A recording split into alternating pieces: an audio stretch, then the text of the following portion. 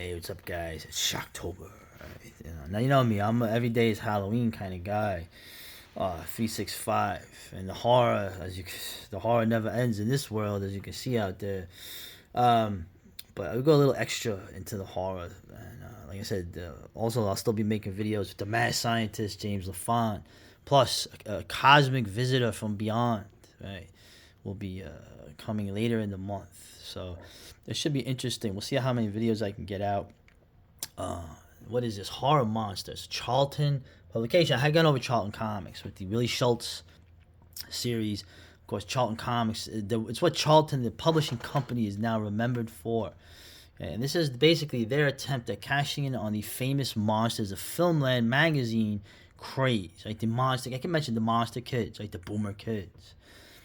They had for content. They had syndicated a lot of horror films, the Shock Package, and all these kids now were able to watch these horror films on the television rather than going to the cinema. Like my mother would go on the weekend to the cinema, and she saw them. She saw Curse of, horror Dracula. She saw a bunch of films. Psycho. She probably shouldn't have seen.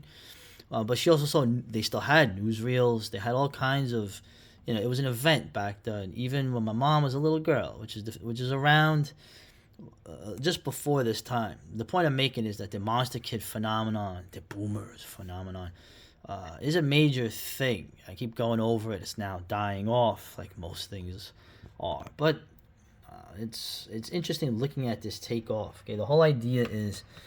It can't be right. The famous Monsters of Filmland was known for its puns and the campiness of it, right?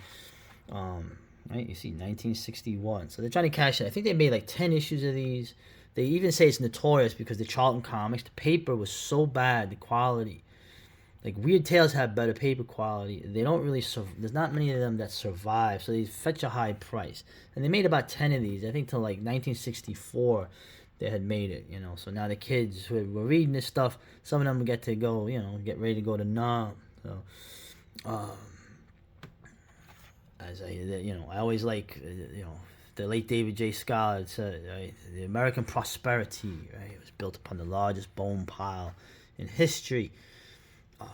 But anyway, let's have the little fun here. Just seeing how it's laid out. So, the whole thing and the whole point of all this, right, is that whatever was written,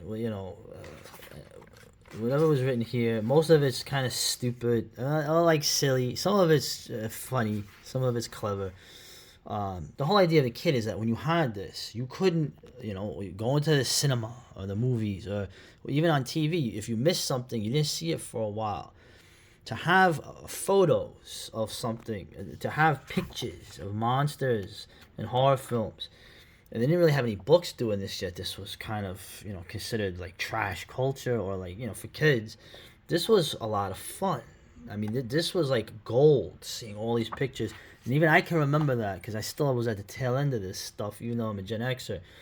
Looking at the photo, every photo was like a mystery, okay? If you hadn't seen the film, which most of us hadn't, you were always wondering, wow, what movie is this? What is going on? What is this creature? What is going? There was like a mystery to it because you couldn't just go on the computer and see this stuff, straight up. So that alone would make something like this valuable, and like all the other stuff written is sort of like an afterthought. And it's interesting, just what I had gone through. This infamous scene here was actually where all your myths come from, right? Where's your misinformation? The idea that in this they make it seem like, look, the little girl, right? The infamous scene that they cut, the aftermath of, right? The soulless, frustrated, the fiend kills the child. Right? Remember now, that wasn't what happened though.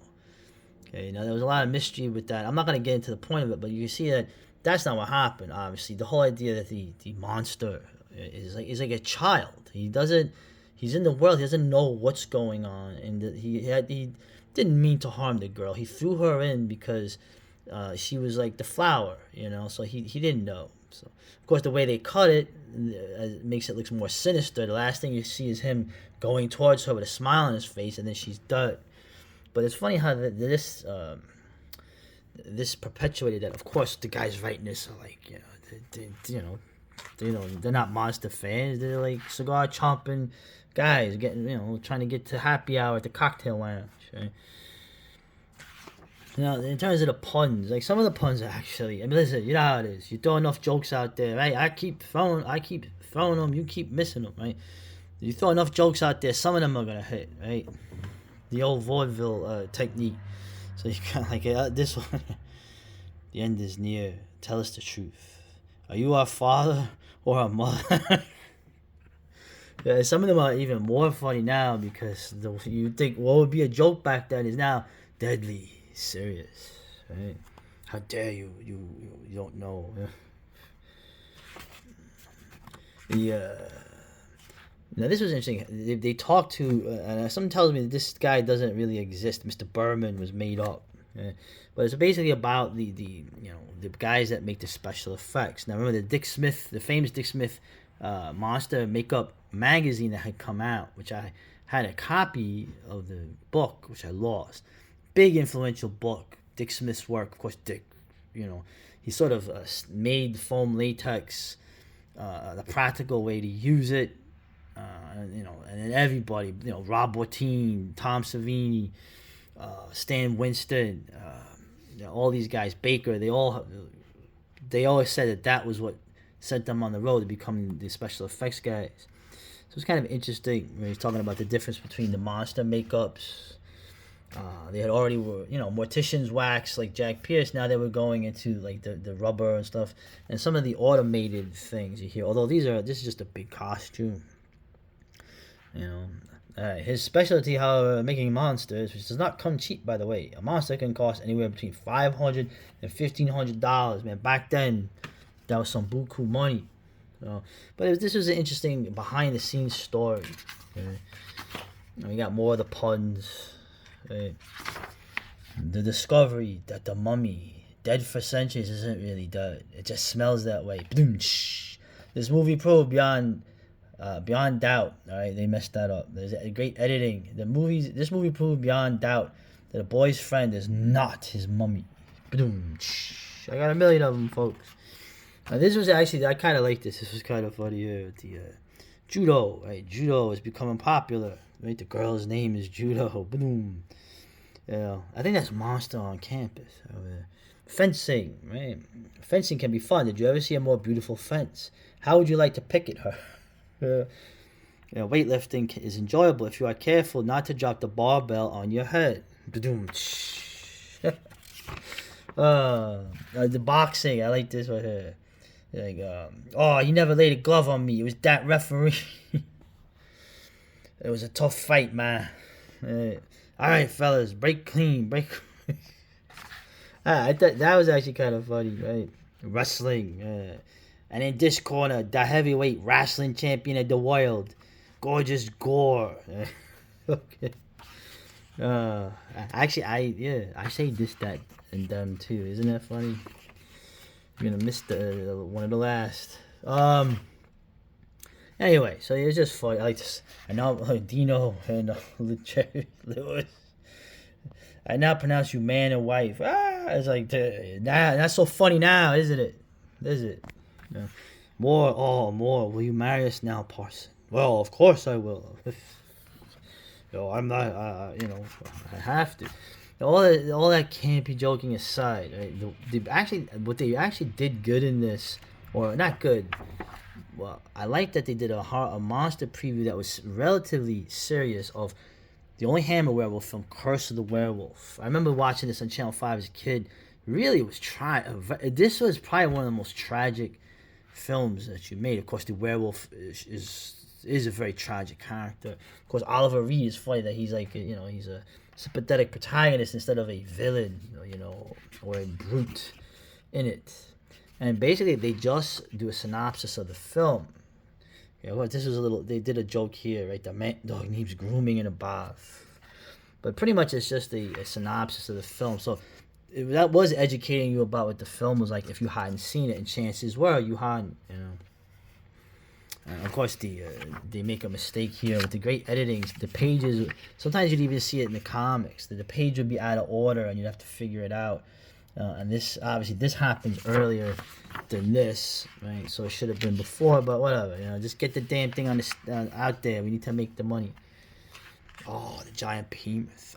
For years, I had always wanted to see this. I never saw it until the 90s on Joe Bob's Monster Vision. So, yeah, it wasn't so easy to see all this stuff back in the day. And this was a good reference point. Obviously the Monster Kids grew up. If they didn't get whacked in Nam, look at this. It's sad when a monster pet dies. It's even sadder when it lives. Anyway, that was multiple choice. I hate no more. And they go, of course, they sort of give credit to the obviously you gotta be careful here with the copyright, Allied Artists, American International, Paramount. Right? Special thanks to the Blonde and Clara Hagenschlager, friends of the editor. Hey, and of course in the back, and mind you, Charlton also did this stuff, right? Derby, Connecticut, right? Charlton building. So everything, they were an operation from beginning to end. Right? They didn't even have advertisers. They were their own advertisers, right? So you had you had like this mail order kind of stuff that the kids would see something. You see something looks cool, and then you'd get it, and it wasn't so cool. Although it didn't really. These actually look kind of lame. These are part, obviously making these tchotchkes was not really their strong suit.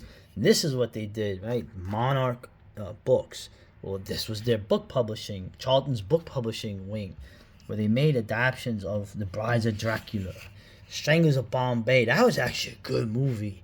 Hammer film, The Stranglers of Bombay, right? Oh, very politically incorrect, as you can imagine. So it's probably awesome.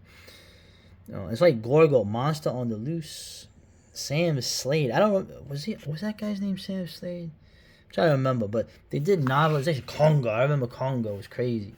Jack the Ripper. So Monarch Books was they're available at all newsstands and bookstores for 35 cents. So this is their novelizations, right? And then more of their stuff. Anyway, this is a little snapshot in time of one of the many knockoffs of famous monsters of filmland, horror monsters.